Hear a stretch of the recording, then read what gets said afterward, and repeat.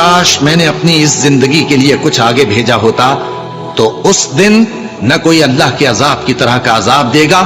اور نہ کوئی اس کے جکڑنے کی طرح جکڑے گا۔ جس دن ان کے چہرے آگ میں الٹ پلٹ کیے جائیں گے تو کہیں گے اے کاش ہم اللہ کی فرما برداری کرتے اور رسول صلی اللہ علیہ وآلہ وسلم کا حکم مانتے۔ اور جس کا نامہ اعمال اس کے بائیں ہاتھ میں دیا جائے گا تو وہ کہے گا اے کاش مجھ کو میرا اعمال نامہ نہ دیا جاتا اور مجھے معلوم نہ ہوتا کہ میرا حساب کیا ہے۔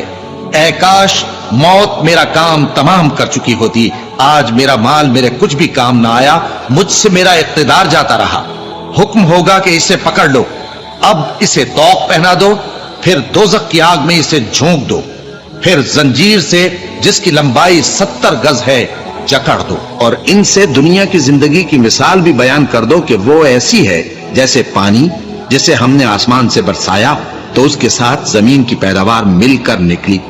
پھر وہ چورا چورا ہو گئی کہ ہوائیں اسے اڑاتی پھرتی ہیں، اور اللہ تو ہر چیز پر قدرت رکھتا ہے۔ مال اور بیٹے تو دنیا کی زندگی کی رونق و زینت ہیں، اور نیکیاں جو باقی رہنے والی ہیں وہ ثواب